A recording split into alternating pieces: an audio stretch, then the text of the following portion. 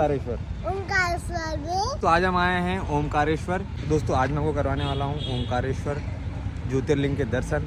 तो अभी हम आ गए हैं। इस वीडियो में मैं आपको बताने वाला हूँ कि अगर आप ओमकारेश्वर आते हो तो कैसे आना है, कहाँ रुकना है, कहाँ पर खाना है, तो इसमें आपको कुल खर्च कितना आने वाला है वो भी मैं आपको इस वीडियो में बताऊंगा। दोस्तों वीडियो को पूरा देखिएगा। तो बिना किसी देरी के शुरू करते हैं वीडियो को और करवाते हैं आपको ओमकारेश्वर ज्योतिर्लिंग के दर्शन। ये वो वहाँ पर वो ब्रिज है और मैं ब्रिज दिखाता हूँ। ये ब्रिज है और ये ब्रिज के यहाँ पर सारी गाड़ियाँ यहाँ पर पार्क हो जाती है और इसके जो है नगर पालिका 50 रुपये चार्ज करता है। एक बार के 50 रुपये यहाँ पे चार्ज लिए जाते हैं जो 24 घंटे के लिए वैलिड रहता है। तो यहाँ पार्किंग के सामने यहाँ पर ये गोवर्धन फास्ट फूड रेस्टोरेंट है, फूड कोर्ट है। यहाँ पर सारी वैरायटी का खाना मिल जाता है और ये सबसे अच्छी चीज़ है कि ये प्योर वेजिटेरियन है। यहाँ पर सारे फास्ट फूड मिलते हैं, थाली मिलती है, गुजराती थाली, महाराष्ट्रियन थाली और सारा फास्ट फूड मिल जाता है आपको। एक खुशी आप देख रहे हो आदि के चेहरे में।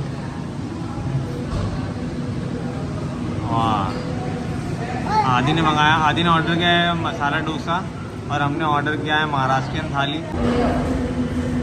ये हमने गोवर्धन फूड स्टॉल जो है ब्रिज के सामने, वहाँ से हमने ये एक महाराष्ट्रियन थाली मंगा ली थी और एक मसाला डोसा मंगा लिया था।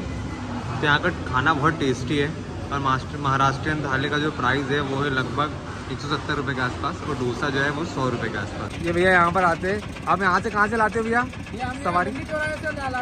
तो सवारी आप अंदर तक यहाँ तक लेके आते हो कि सवारी ये झूला ब्रिज तक लेके आते हो? कितने रुपए लेते हो आप इसका चार्ज? पर्सनल आते हैं तो 100 रुपये और सवारी वैसे 20 रुपये सवारी। अच्छा ऐसे में 20 रुपये सवारी और पर्सनल आ रहे हैं तो 100 रुपये लगेंगे। चलो ठीक है भैया, थैंक यू भैया। पार्किंग में गाड़ी हमने खड़ी कर दी है और हम यहाँ से दर्शन करने के लिए जा रहे हैं। सबसे पहले बात कर लेते हैं यहाँ आने वाले रूट की। अगर आप बाई एयर आना चाहते हैं तो आपको इंदौर इंटरनेशनल एयरपोर्ट से 79 किलोमीटर दूर पड़ता है खंडवा। अगर आप बाई ट्रेन आना चाहते हैं तो ये खंडवा से 70 किलोमीटर की दूरी पर है। और अगर आप बाई रोड आना चाहते हैं तो आप इंदौर और खंडवा दोनों से ही आ सकते हैं। जहाँ से इंदौर से आपको बाई बस या बाई कार को 17 किलोमीटर की दूरी तय करनी होगी और खंडवा से आपको बाई बस या बाई कार 70 किलोमीटर की दूरी तय करनी होगी। ओमकारेश्वर के महाकाल का यह शिव मंदिर भारत के 12 ज्योतिर्लिंगों में से एक है। यहाँ खास बात यह है कि यहाँ पर मां नर्मदा स्वयं ही ओम के आकार में रहती है। हिंदुओं में सभी तीर्थ दर्शन के बाद ओमकारेश्वर के दर्शन और पूजन का विशेष महत्व है। तीर्थ यात्री सभी तीर्थों का जल लाकर ओमकारेश्वर में अर्पित करते हैं, तभी उनके सारे तीर्थों को पूर्ण माना जाता है, अन्यथा वे अधूरे ही माने जाते हैं। ओमकार ज्योतिर्लिंग के पीछे धार्मिक मान्यता है कि राजा मांधाता ने नर्मदा नदी के किनारे इस टापू पर शिव भगवान को प्रसन्न करने के लिए तपस्या स्टार्ट कर दी। जब शिव भगवान प्रसन्न हुए तो उन्होंने शिव भगवान से ये वरदान मांगा कि वो हमेशा के लिए ही यहाँ निवास करने लगे। शिव भगवान उनकी इस तपस्या से खुश हो गए और वहां रहने के लिए मान गए। तब से इस प्रसिद्ध तीर्थ को ओमकार मान्यता के नाम से जाना जाने लगा। अब बात कर लेते हैं ओमकारेश्वर के परिक्रमा पथ की।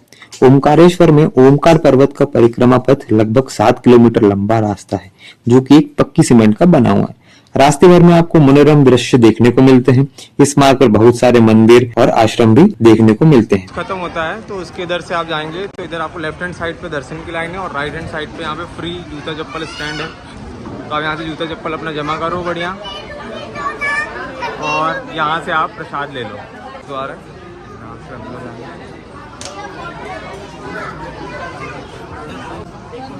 यहाँ पर आदि भाई दर्शन के लिए जाते हुए बहुत खुशी हो रही है उसको।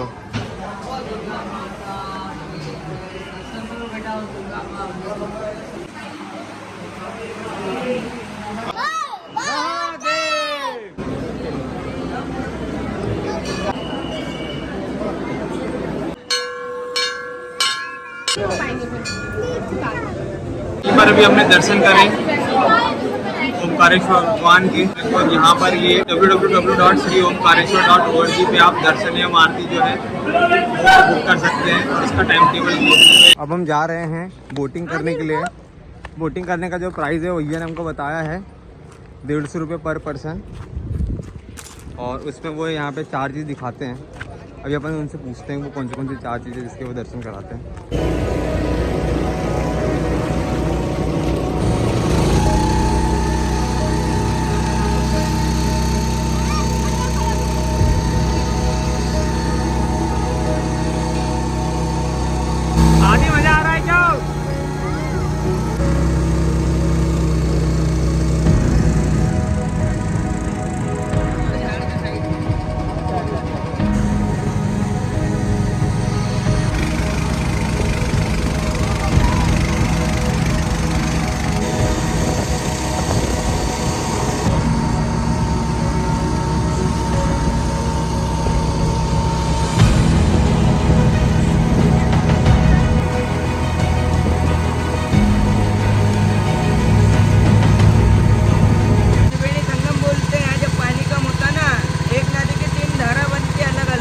अब तेरा बता कावेरी कुवेरी इसका जल का अटकल होता है, जल छीट करो। और सामने डैम बना हुआ ओमकारेश्वर डैम।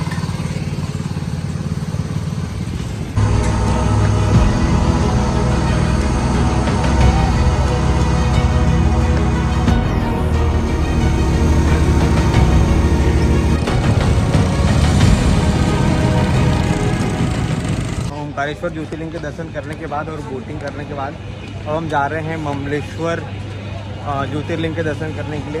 ऐसी मान्यता है कि ओमकारेश्वर ज्योतिर्लिंग के दर्शन करने के बाद अगर आपने ममलेश्वर ज्योतिर्लिंग का दर्शन नहीं किया है तो वो अधूरा माना जाता है। और उसको जो है पांडवों ने अज्ञातवास के दौरान बनाया था। जब उनको अज्ञातवास हुआ था तब उन्होंने ममलेश्वर ज्योतिर्लिंग बनाया था पांडवों ने मिलकर। तो चलिए चलते हैं, करते हैं ममलेश्वर ज्योतिर्लिंग के दर्शन। ममलेश्वर महादेव मंदिर के पीछे एक धार्मिक मान्यता यह भी है कि पांडव अज्ञातवास के दौरान जब उनकी माता कुंती रेत के शिवलिंग बनाकर पूजा किया करती थी, तो यह देखकर पांडवों ने उनसे कहा कि आप शिवालय जाकर पूजा क्यों नहीं करती। तब इस पर कुंती ने कहा कि यहाँ सारे शिवालय कौरवों द्वारा बनाए गए हैं। इस कारण पांडवों ने कई शिव मंदिरों का निर्माण किया, उनमें से एक ममलेश्वर भी है। कुंती की भक्ति से खुश होकर शंकर जी ने स्वयं दर्शन देकर उन्हें ममलेश्वर को ओमकारेश्वर जितने ज्योतिर्लिंग का दर्जा प्राप्त किया था। ऐसा माना जाता है कि ओमकारेश्वर के दर्शन के पश्चात ममलेश्वर का दर्शन भी महत्वपूर्ण और जरूरी है। दोस्तों, ओमकारेश्वर तीर्थ के साथ साथ नर्मदा जी का भी एक विशेष स्थान है। ऐसा धार्मिक मान्यता है कि जमुना जी के 15 दिन के स्नान और गंगा जी के 7 दिन के स्नान से जो फल प्राप्त होता है, उतना पुण्य फल माँ नर्मदा के दर्शन मात्र से ही प्राप्त हो जाता है। दोस्तों, अगर बात करें ओमकारेश्वर में रुकने की, तो यहाँ पर 500 रुपये से 5000 रुपये तक के अलग अलग गेस्ट हाउस और होटलों में रूम अवेलेबल है। आप अपनी क्षमता के अनुसार रूम बुक कर सकते हैं। ओमकारेश्वर ज्योतिर्लिंग के दर्शन करने में रुकने, खाने पीने और घूमने में आने वाले कुल खर्च की अगर हम बात करें तो यहाँ पर लगभग 1500 से 2000 रुपये इतने खर्च में आप यहाँ पर घूम सकते हैं, जिसमें किराया इंक्लूडेड नहीं है। नेक्स्ट वीडियो में मैं आपको महाकालेश्वर उज्जैन के बारे में सभी बातें बताने वाला हूँ, वहाँ की सारी इन्फॉर्मेशन के साथ में। दोस्तों, अगले वीडियो में हम ये सब चीज़ आपको बताने वाले हैं। तो अगर आपने अभी तक हमारे चैनल को सब्सक्राइब नहीं किया है तो सब्सक्राइब कर लीजिए और बेल आइकन नोटिफिकेशंस को भी दबा दें। तो दोस्तों, कैसा लगा आपको हमारा ये वीडियो कमेंट करके ज़रूर बताएं। तो मिलते हैं नए वीडियो में।